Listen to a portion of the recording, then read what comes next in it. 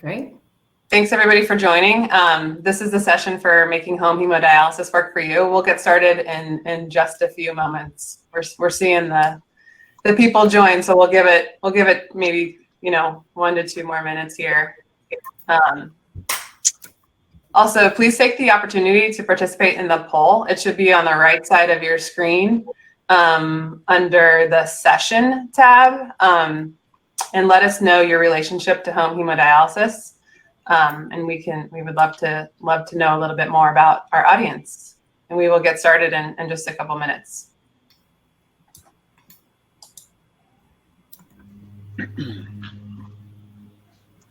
Definitely need some music. Also, we do have a chat for this session, and I see that Alex and some are in here. Feel free to throw some questions in the chat, and we'll address those questions as we get through the conversation. And then we also have a virtual booth where, if your question doesn't get answered today or in this session specifically, those booths will be attended and people will support your questions and inquiries.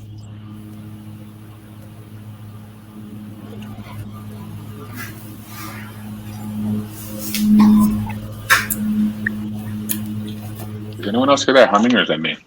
Yeah, I hear a humming as well. We do hear a slight hum. Do you still hear it? Yep. Mute and tell me. I'm going to mute and let me know if it goes away. Yeah. Lawnmower just showed up in the next door neighbors. That's what it is.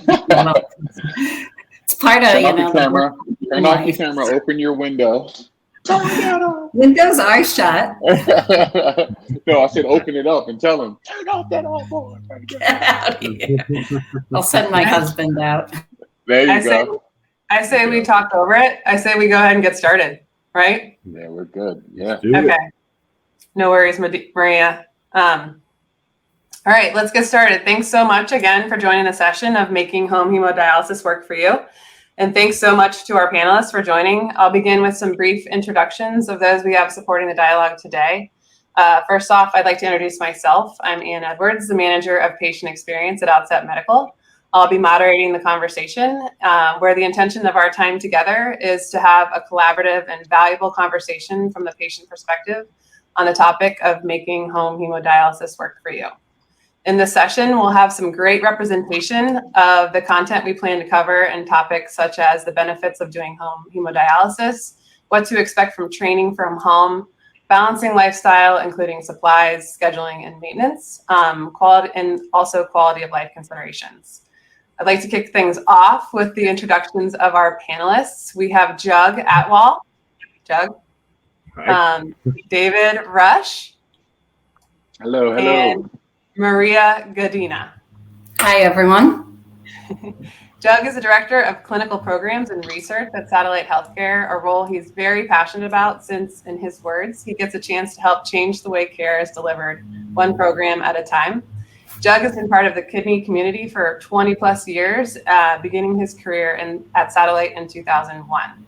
David Rush is a patient advocate, platinum selling recording artist, and motivational speaker with experience in in-center dialysis, home hemodialysis, and a one-time transplant recipient who now dialyzes at home using Tableau hemodialysis system. Maria Godina is a senior manager of customer service at NxStage, where she leads with compassion and works to improve the patient experience. She has 15 years of experience in healthcare administration and patient support, which she now brings to the home hemodialysis community. Thank you all for joining. Thank you. Happy to be here. Happy to be. With that said, just wanted to set the stage with the conversation with the emphasis and the mindfulness of the patient perspective, being solution-oriented and with the appreciation that we all win when patients are informed of their choices and empowered in their care. Last item of note, I said it a little bit earlier, but please feel free to put the questions in the chat, and we'll get to those as much as we can. Also, we'll be available throughout the day to answer questions from the virtual booths as part of the event if you have additional questions. All right, let's open the conversation with providing some patient perspective. David, I'm going to lob you the ball and say, provide us some patient perspective and tell us about your story and maybe the three most important factors that were, as you decided home hemo was right for you. Hello, everyone. Welcome. I am happy and honored and humbled to be here attending today. My story is one that a lot of patients probably can relate to as far as crashing into dialysis early on, around 2006, 2007. I was first diagnosed in high school with just taking a routine checkup for football season. And that's when they found some protein in my urine. I was then taken and had a biopsy done, which showed some scarring on the tissue of my kidney. No big real flags there. They just was telling me to adjust my diet. I was a big guy, big offensive, defensive lineman. So, eating was one of my superpowers at the time, and maybe wasn't the healthiest eater in the world. So, being young, you're carefree and you feel that, honestly, that you're going to live forever and nothing can affect you. And only old people got sick. That was just the mentality that you had as a young teenager. After that happened, I was put on some medication that I really wasn't fond of. And after missing 1 year of football, playing my senior year, football obviously wasn't going to be the dream for me anymore. So I graduated high school and moved to Atlanta and went to art school for video production multimedia, where you're not out there thinking about blood pressures, doctor visits, kidney disease. You're thinking about what's the next meal for the night? How am I going to pass this test and not waste my parents' money? And where am I getting money from? Right. So that was my focus in college. Once I went back home, my girlfriend, now wife, was working an internship at a internal medicine where she took my physical. And that's when they found out my creatinine level was now very much elevated. And I was in acute kidney failure at that point. Without the knowledge and the education of knowing exactly what that was, it caught me in a very awkward position of where I needed to be. I was 24 years old and was told I had a year to live if I didn't start dialysis. That year, I ended up crashing into dialysis, passing out passing out at home after work, waking up on the machine, and my journey began in March 2007, March 16, 2007. And from then on now, I've done in-center dialysis, I've done home hemodialysis, and was transplanted one time in 2010, a kidney from my brother, which lasted me 7 years, and ended up back on dialysis late 2017, early 2018. And I've been treating on the outside tablet machine since October of 2001, after returning back to in-center after I realized that I had renal cancer for a year in 2019. So it's been a journey, and I'm here as a voice and advocate for this community, and especially expressing that for the African-American community, which suffers, as we know, a little bit more. And just trying to give the education and the voice to all people, all races, all colors, all creeds, to take care of yourself and understand what the kidney is and understand how you can still live a life on dialysis and still fight the good fight as a kidney warrior. So that's where I'm at. Awesome. David, did you tell us kind of the three main factors there? Yes, three main questions. Yes. The three main factors that made me choose home hemo. The three main factors that made me choose home hemodialysis. One was the independence. You gain an independence back that you think you've lost as a patient. When you become a patient, I think every patient comes in with the mentality that this is a death sentence, that life is over, and we're not going to have any choices to make. Your time is now regulated by your treatment time in center. It's regulated on your 6 a.m., your Monday, Wednesday, Friday, or your Tuesday, Thursday, Saturday. You miss a lot of events, and time is a key word also that is another reason why I chose home hemodialysis. I'm able to barter my time. If I have something going on, as for example, today, I knew I had this going on. My normal dialysis schedule day for myself would have been today, but I chose to treat late last night. So that way today I can have a full free day and be totally focused and engaged on what I want to do. That's a choice that I was able to make being a home hemodialysis patient. And number three, just comfort of my own home, comfort of an environment where I know what's going on. I have helping hands here between my kids and my wife. And also just the feeling of being in my home and still being present, even though maybe I'll be sitting in a chair for a few hours. I'm still present here to help my kids with homework, to address issues. If I need to be daddy from the chair, I can do that as well. And just the comfort of being here and the safety of just being home as well. So those are the three main factors for me. Love it. Jug, with your dynamic background and experience in dialysis, like David mentioned the word time, and I know that that what you work on, you know, and kind of in consideration of the future of dialysis, can you kind of develop that concept of time in your perspective when you, in that kind of topic of optimizing transitions? Yeah, absolutely. Patients diagnosed Jug? with disease can hear me now? You're going in and out like it's muting on its own, it seems like. Mm-hmm. Yeah, you're on mute. Oh no. Well, okay. Do you have an earpiece on or something like that, Jug? Maybe it's connected? No?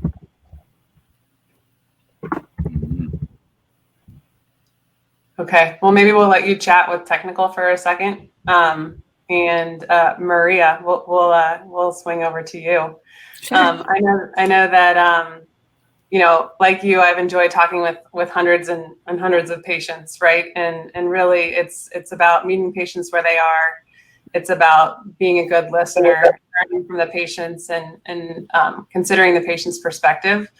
Can you kind of elaborate on what that means and what you're hearing from patients in regards to, you know, patients feeling better treating at home, and your perspective from what you're hearing from patients there?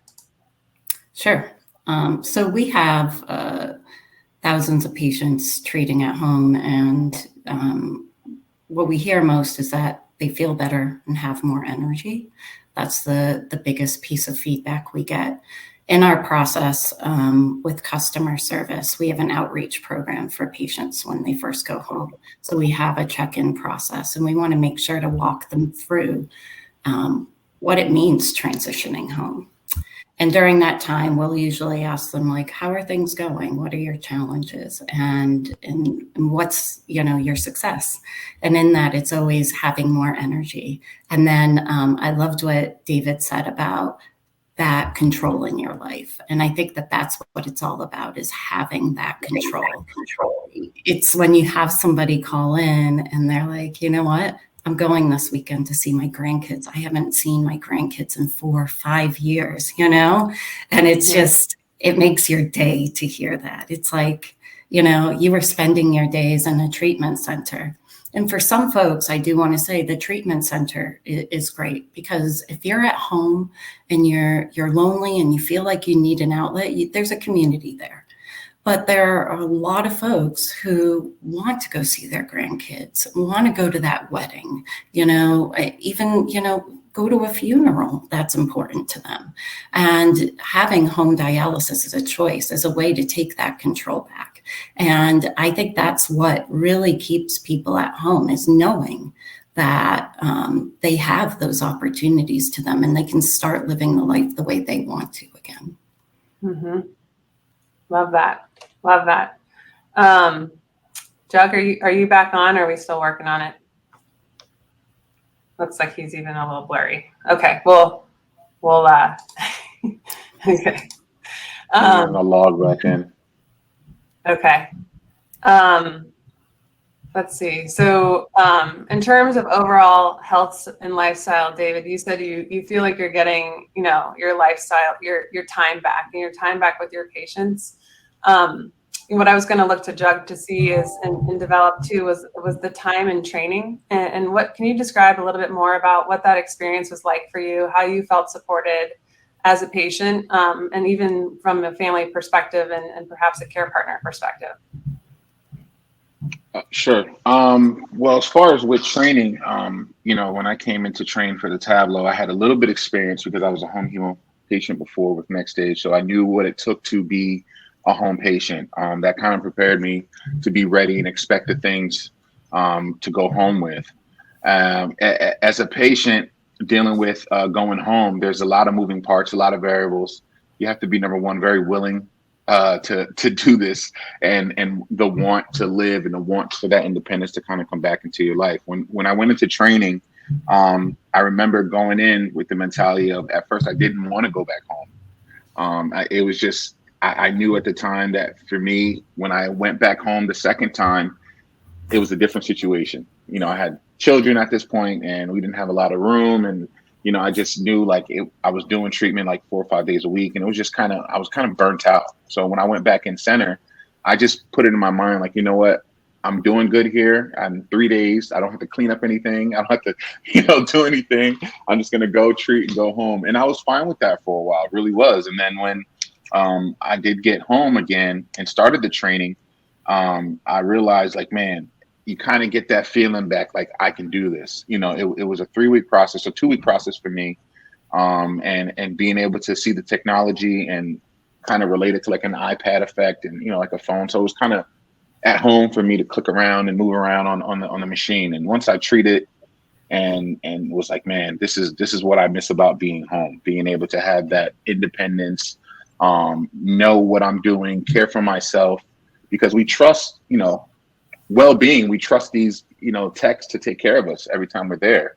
We stick our arm out, which is our lifeline, and just know that they're going to do us right. And it's like, man, if I can believe in these people so much who I didn't know coming into this, I have to believe that same way for myself and take my health into my, my own hands. So the training definitely was comfortable. Shout out to John, who trained me. I think he's going to be on a panel later on. And it was great to have somebody who I can relate with and kind of let me take the reins and just kind of guide me through the whole thing. So it was definitely a great process to have that person that kind of has that confidence in you, help you build that confidence back, and get confident again to cannulate, which I never stopped from when I started home hemo. I cannulated even in center.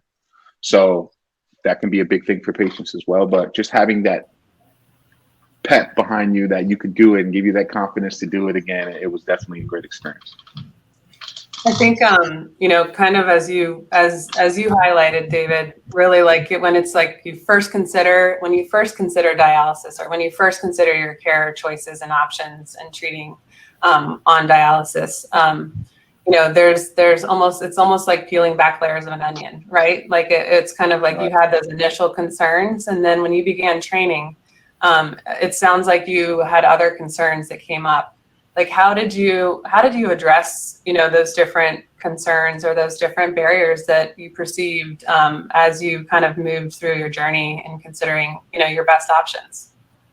And Maria, feel free to kind of. Yeah, please. Communication, voicing my concerns, voicing my fears, asking, what is this? Why is this?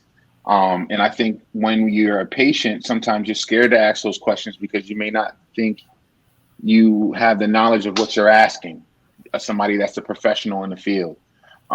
So that's why I feel like education is so key for the patient to be as educated as the tech, as educated. We may not know all the bells and whistles, but just enough to know what you're feeling, why you're feeling that, and how to express that feeling to the person you're training with. There's no dumb question when you're dealing with your life. There's no dumb question when you're dealing with something to save your life. So I think communication was the biggest key, being able to not feel like I was asking a dumb question. And again, voicing my fears of what if, and what can happen if, and what do I do when.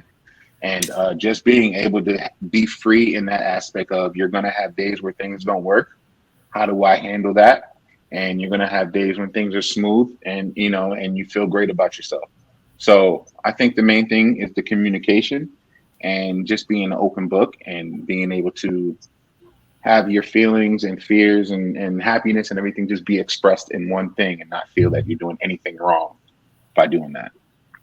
And I would say, David, honesty too. So something that we see when folks call in, they will tend to tell us how they're feeling and not always tell their nurse how they're feeling. And I'm curious of your perspective, but I get the sense that sometimes they don't want to let their nurse down in being honest about their needs, or there's a special relationship there. And Very that true. honesty, nurses know so much. Home hemodialysis nurses, they know about the challenges. This isn't their first time, right? And with that open communication and that honesty, they'll guide you. They'll just help you, because those first, I don't know how it was for you, but from what I hear from a lot of our patients is that, you know, they're having a hard time. They don't know if they can do it, you know, but It's terrifying. somebody in their life that's encouraging them, right? There's some sort of encouragement there.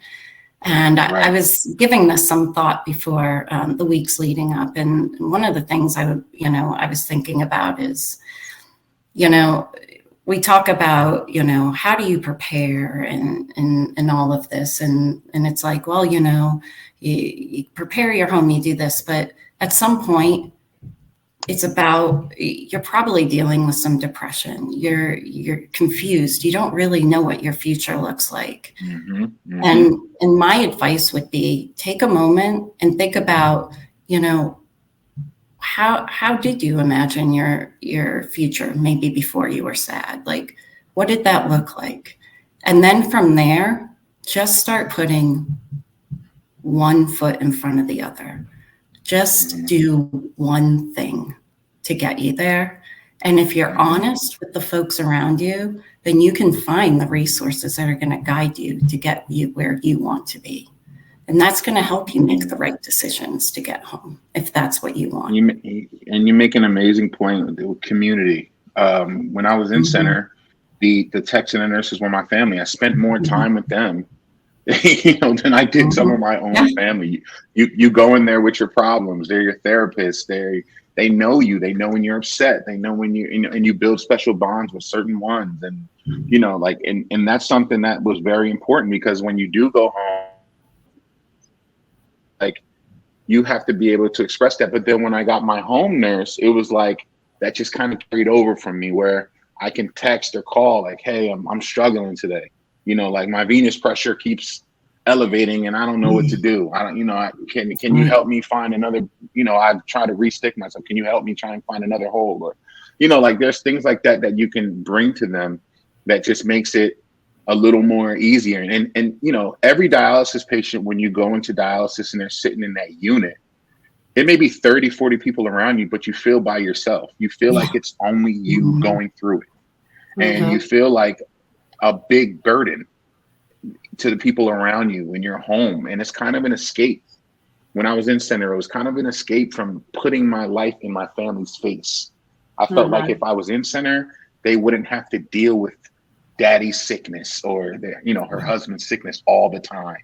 And that was the main reason why I didn't want to go back home, because I felt like I was crowding my home, you know what I mean? But when you get reassured by your family that that's not the case and that they're here for you, and it's refreshing to know that.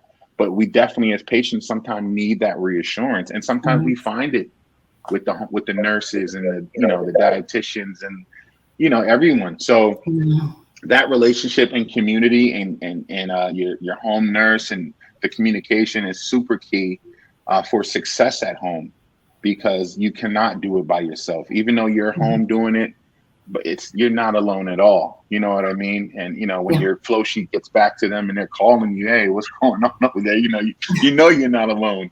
So it's definitely a big deal to have that community and to have that line of communication. I was so close with my doctors. I would text them like regular homies, like, hey, I'm not feeling good today, bro. I need a Z-Pack or something. Help me out here. Just normal stuff. And when you have that, it's definitely a plus in helping you make the transition either home or whatever your modality choice is. It just gives you, it puts you at ease to know that you're not alone in the fight. And there is a community at home too.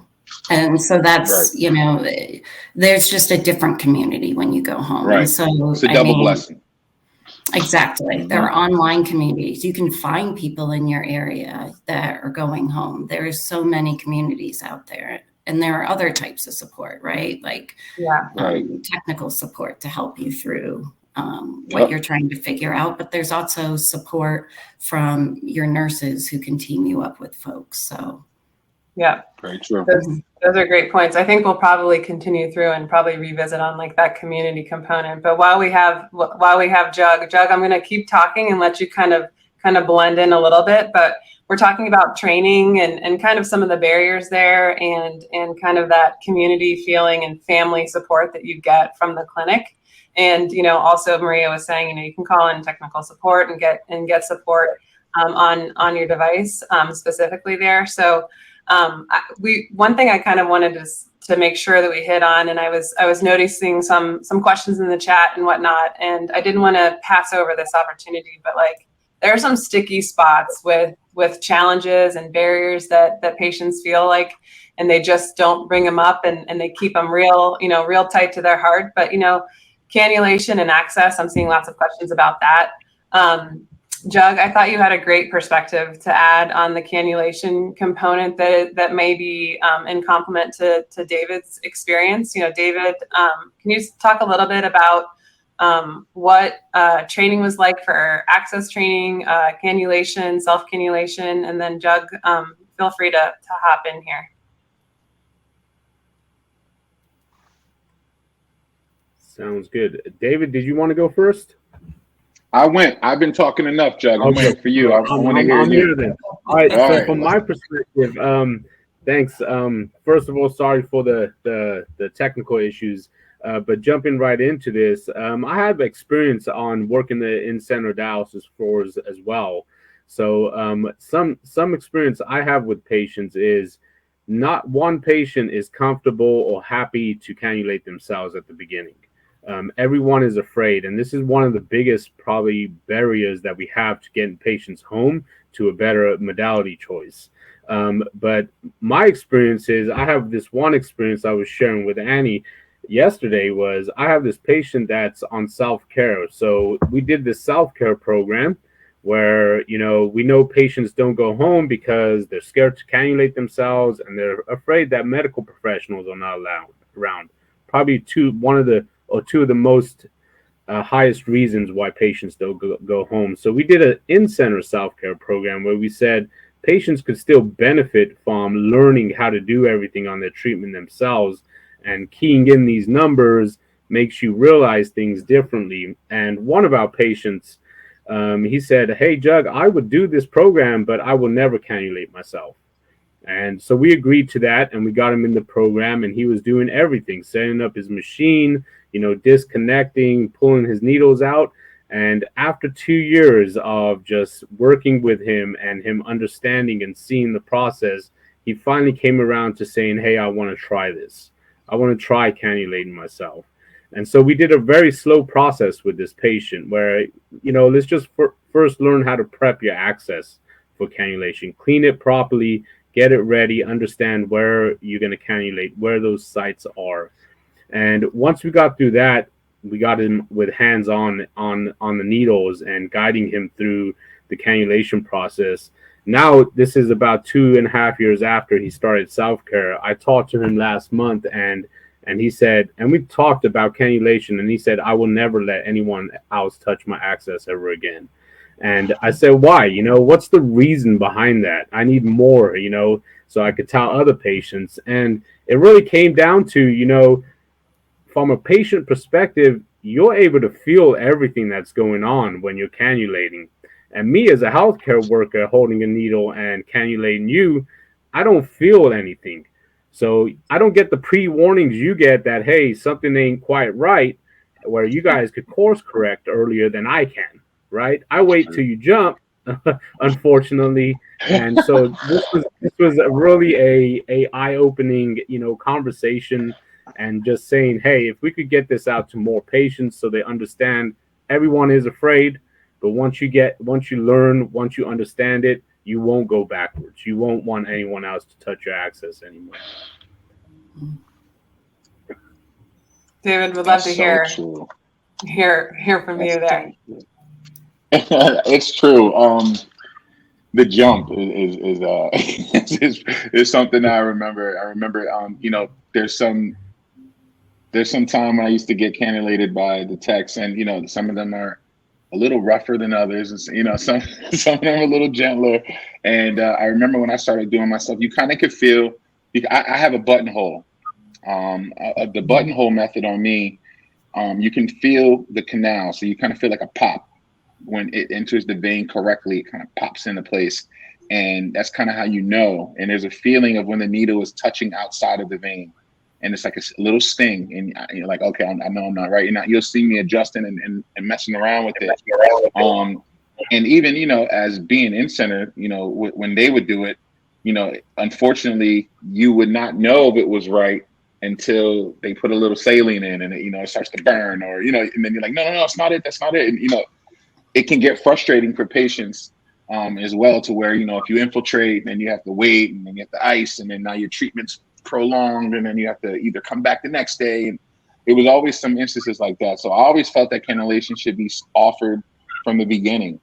As soon as the patient is talked about having to do dialysis, it should be something that's introduced, because what people normally do, is what we all do as humans, when we're given a task and we're told and taught how to do it, we usually learn it from that way, and then we start to involve our own type of methods into it to kind of master it for ourselves. Mm-hmm.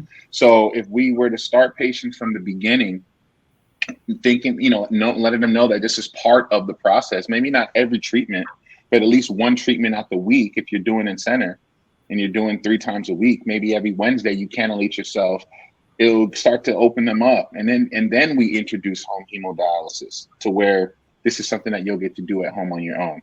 So I just think that if we was to start it there, patients would be more comfortable with self-cannulation, because it's a part of the curriculum from the beginning of, from the start. And that way it's not a surprise, because everything sounds good. Someone made a comment earlier, home hemo is not for the faint at heart. And that's true. And everything sounds good. You can be home, you can do it at home, but you have to stick yourself. And that's when everybody's like, whoa, like, I'm not a nurse. I'm not a, So if we start it from the jump and make it comfortable from the beginning of dialysis, I think it'll be a smoother transition. Mm-hmm. Jug, just to kind of, because since we missed you a little bit in the beginning, and like what Dave was saying, is those transitions in and really kind of being really intentional about the time and consideration and the mindfulness and really meeting patients where they are as they consider dialysis and how they, want to make their choices within that. Can you tell us a little bit about, I think you just started to talk earlier, but I would love to kind of hear more about, your perspective and how you optimize that transition. Because really a lot of this is about, this is a change for patients, and this is being introduced into their lives, into their homes, into their families, right? How do you optimize transitions and kind of have an approach to that, future looking and developing in the dialysis space? Yeah, that's a great question. And we're working on something excellent right now, hoping to change this model a little bit. But from what we understand, most patients are crash starts to dialysis, meaning, you're not feeling good one day, you end up in the hospital. The doctor diagnoses you with ESKD. Then you end up getting a catheter because you weren't prepared for this, getting a few dialysis treatments in the hospital, and then going out to a center and dialyzing in center with the majority of the population of patients there. At an in-center location, there's a lot of, turnaround and movement going on there. There's not enough time for staff to spend with a patient, unfortunately. So what we're trying to do is change that. And, there's been a lot of talk about TCUs, transitional care units, and we're taking that one step further, where we're saying, hey, we know when you're feeling sick, you will be educated at the hospital, and you will be given your choices of, how to treat. But the question is, do you really understand that? You're not feeling good. Your whole world got turned upside down. Are you, taking in this content and able to make an educational decision based on your lifestyle on what's best for you and your family? And the answer to that is no. So what we're doing is saying we built this research center of excellence called Kidney Care Connection.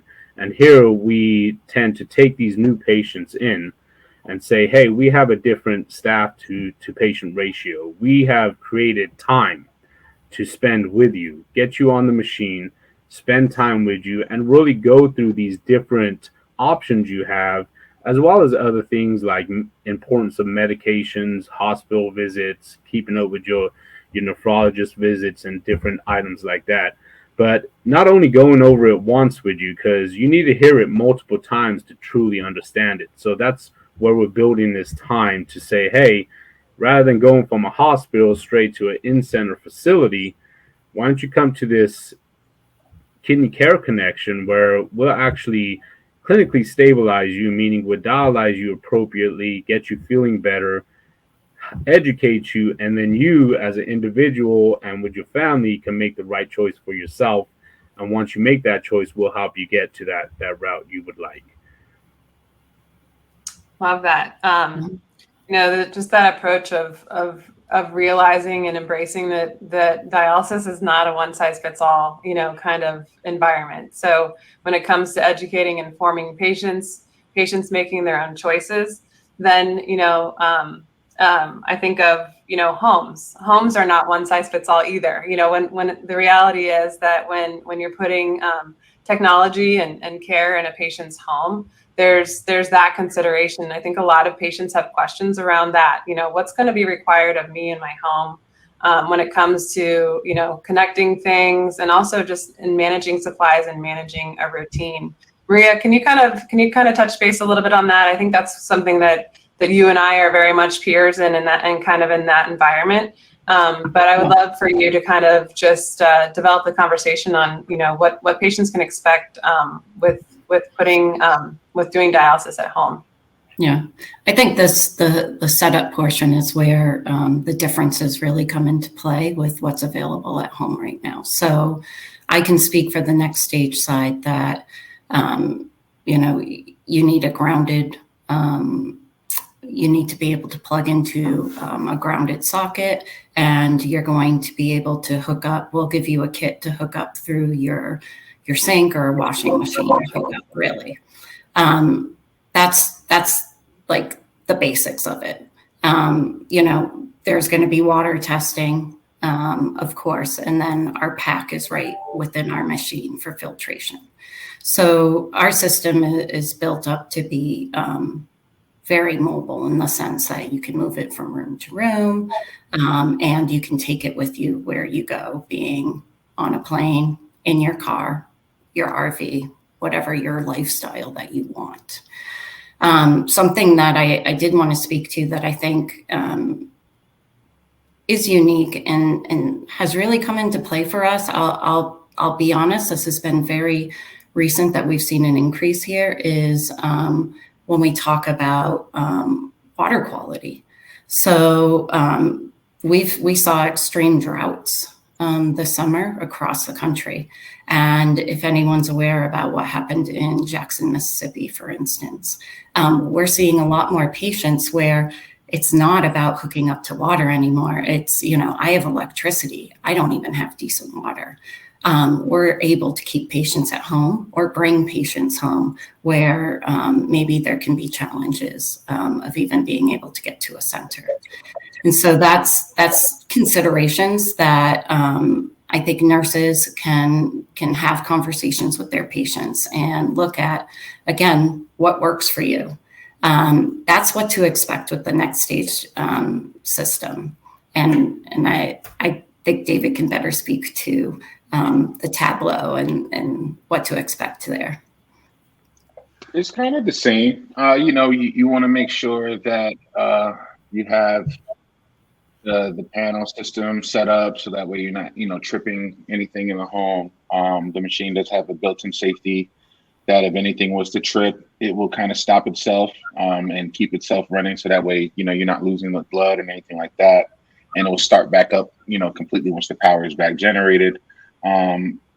Just to expect, just to have room in the home. And like Ann said, it's not a one size fit all. I remember I didn't have space for a lot of boxes at one point. It was just like, man, once you have kids, they kind of take over everything. And so, over everything. you know, I don't own anything anymore.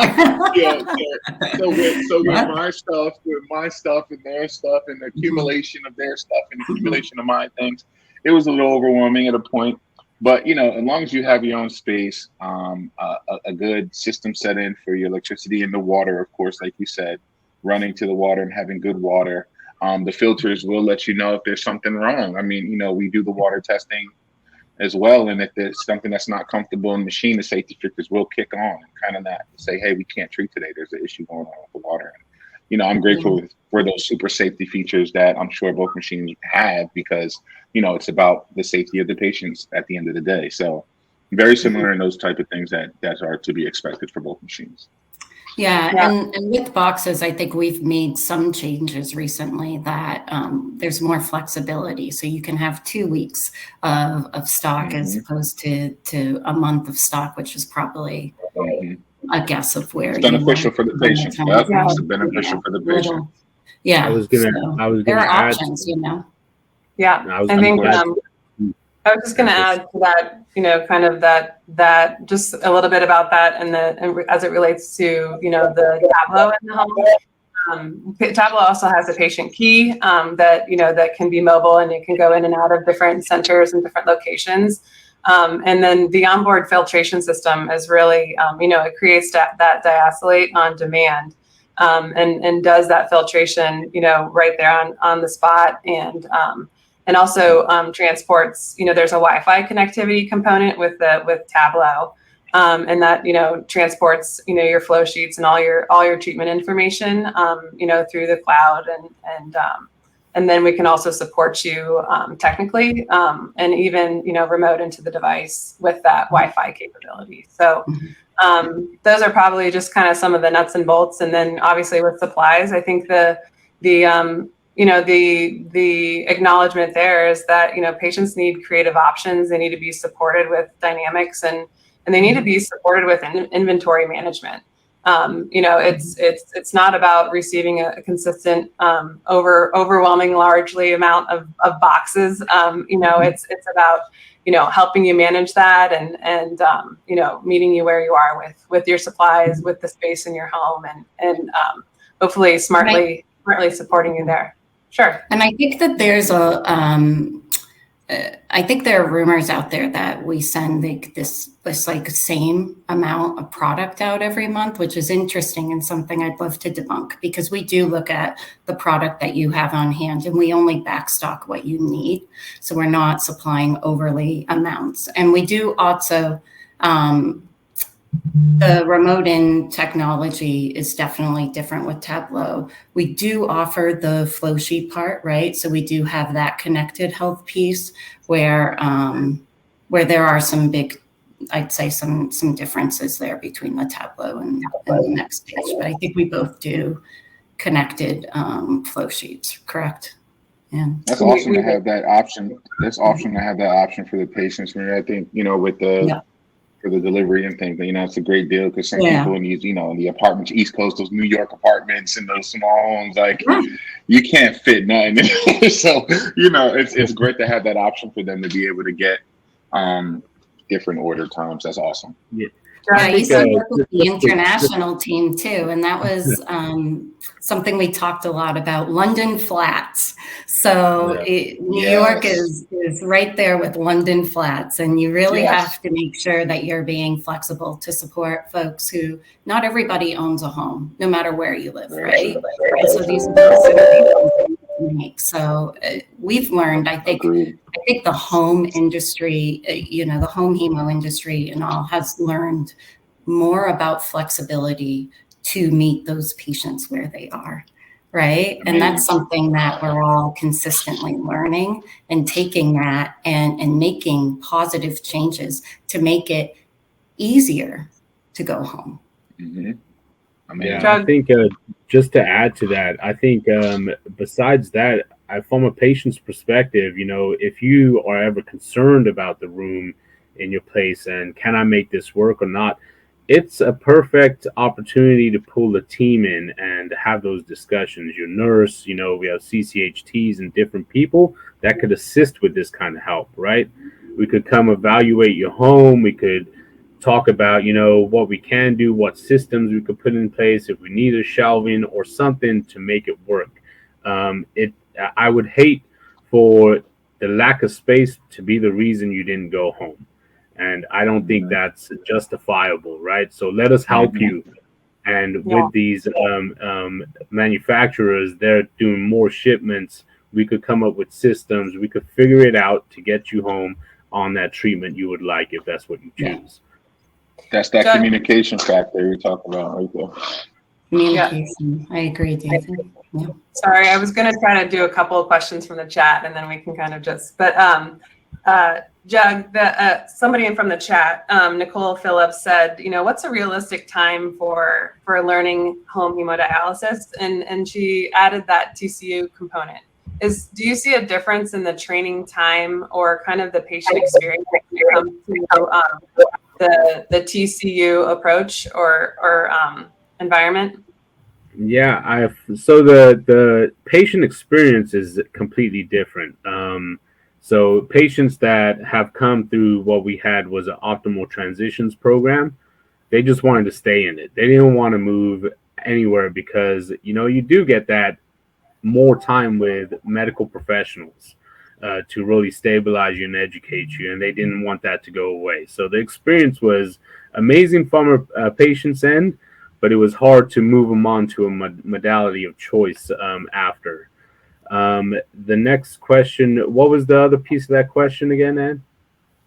It was the training time and the experience. So how, let's see, I'm going back. How long does it take to be fully functioning and self-dialyzing, from the TCU perspective? Right. That's a really good question, and that's really individualized. It's per patient. Some patients learn quicker. They could get this done and get home in 3 to 4 weeks. Other patients take longer, 6 to 8 weeks. So it's really dependent on you, how you learn and how you intake things and your comfort level, right? There's a lot of nerves that play into this. Can we get over them?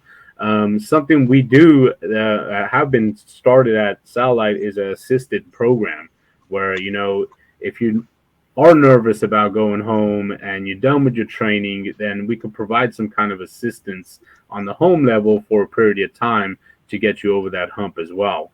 So we're looking at these new programs and ways to bring that comfort level to getting you home and making sure you feel good about it and you feel supported, and when you're ready to go that then you could go ahead and kick us out your house and we'll stop there. So what's the opportunity in like for a peer-to-peer kind of support in that TCU environment? I think that the access to care and providers, but also to peers as resources, is that a different experience in the TCUs? Is there group training? Yeah, that is a completely different, right? So we know from our research is, me as a healthcare worker, I could tell a patient something that I know from data, whatever it is. But when it comes from a peer, a patient, another person that's gone through the same thing, it's a very different experience. And so part of our TCUs is that we do provide this peer mentoring and saying, hey, you as a new patient coming in, it's just nice to have at least one chat with a patient, an existing patient, or someone who's been transplanted or doing home, if that's what you're choosing. So you guys could have a discussion on a peer-to-peer level without us healthcare professionals involved. That way you get the best of both worlds. We could tell you, hey, this is how we could get it done, and you get the reality of it from an actual patient that's been through the whole thing as well. And that shows a lot of the patients or the mentees that go through this program, they want to continue meeting with their mentors. So that's showing a positive outcome for what we're trying to do here. Thanks, Jug. Awesome. I think just as we kind of we're quickly taking up this whole hour. We talked about fast. It flew. It definitely flew. Considering your options, considering your choices, considering barriers, being supported through training. options with training. It's so refreshing and exciting to hear, the future options and look, especially from Jug's perspective on, what's going to be provided and what's going to be more widespread and available for, patients. So I guess I just wanted to, kick back to David a little bit and say, I think there are some questions like, you're an active man, managing with a family, while you're at home, you're set up at home, like, how do you feel supported otherwise? Like when it just comes to the day to day. So you think your way through like the next week or two, like what are you planning in your life and how do you manage, your routines, taking care of the system and whatnot, and what does that feel like support wise to you? There's a couple moving parts to that. Of course, you have your immediate support system, wife, kids, things of nature that, do understand. My kids being able to see what daddy does at home and being supportive in their own way, whether it's getting me some water or, just anything, grab me an extra saline pack, things like that. That support is definitely needed at home. Just to know that you, again, are not a burden here, but everyone's working together as a family to keep everything going, because ultimately you want to be here, you know what I mean? And that will to live is definitely what needs to be here. And you need to show that so that people show it back to you. Again, the patient experience support that you get from whoever your provider is, the people that call you to check in on you. Ann has called me, Vanessa has called me, my workers have called me, Mr. Pryor may give me a call just to check in on how my treatments are going. My nurse, who sees, my flow sheet at the treatment. Hey, how you feeling? I see this number. Just your normal check-ins like that. To know that people are looking at you. Sometimes you could feel like you're overlooked. It's not like you're the only one going through this, but when you do get that call bi-weekly or weekly just to check in on you, it's definitely something that does make a difference. Everybody wants to feel, appreciated and needed, no matter what you're doing, no matter what side of the needle you're on. That support, always helps you to know, like, okay, I'm not in this fight alone. And that's always something you want when you're picking what modality you're going to do, where you're going to go. You want to be able to see past just the treatment portion. It has a lot to do with the people that you deal with, the people you surround yourself with, the attitude that you have, that you start off your day with is very important as well. And as you know, I'm wins only everything. That mentality is something that I bring with me everywhere. So it's like, no matter what I do, I'm going to have the mentality, but everybody doesn't live like that. So it's like, you have to have those people there to kind of push you and cheer you on. And, you can do this, you got this, you know what I mean? And if you need that, I can be that for you as well as doing my thing. I'll cheer you on and support you no matter what modality it is. If you just need someone to tell you that it's going to be okay. Sometimes that's just the best thing. You'll be fine. You're going to do it. You'll be fine. Like those things, they do motivate and help us, because before dialysis, we had a normal life that we lost a lot of. And the normalcy is something that we're striving to get back into. So I may run myself thin doing my day-to-day with kids and music and all that, but it's helping me feel normal. It helps me feel like it's a regular life for me. So whether I'm doing treatment, I might have a computer in my face and I'm still editing and doing music, and while I'm on treatment, just to kind of focus myself in, because you have nothing but time to sit there and just think.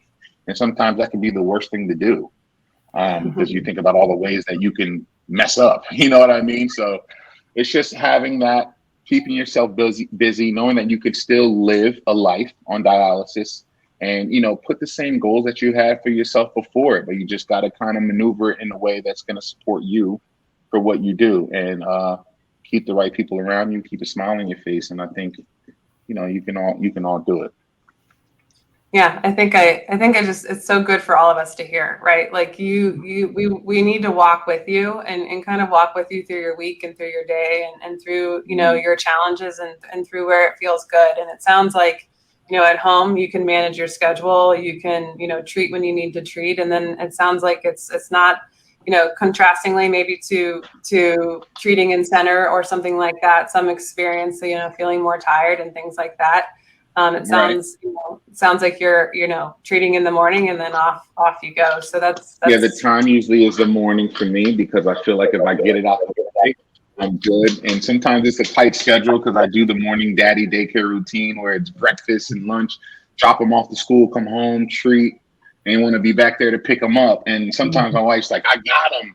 But it's like, for me, that push for me to still want to do those normal things is like, no, like, let me do it. Like, you know, and sometimes I'm stubborn and selfish and just want to do it because it makes me feel normal and makes me feel like I'm still involved and I'm helping and that I'm not sitting there, you know, being a bump, you know what I mean? And but then I also have to listen to your body. You have to listen to yourself. If you can't make the move right now, your body will tell you. And, you know, as patients, sometimes we don't want to listen because we don't want to be defeated by dialysis. You know what I mean? But sometimes you do got to sit down and listen. And I do when I need to. But like you said, it's just that schedule that I can make for myself. Today, I'm just not going to be able to, you know, make it. But I'll be able to do a treatment and I'll be able tomorrow. You know, and just having that mobility and having that time to be able to say, I can do it later, I can do it earlier. You know, it's just good having that independence.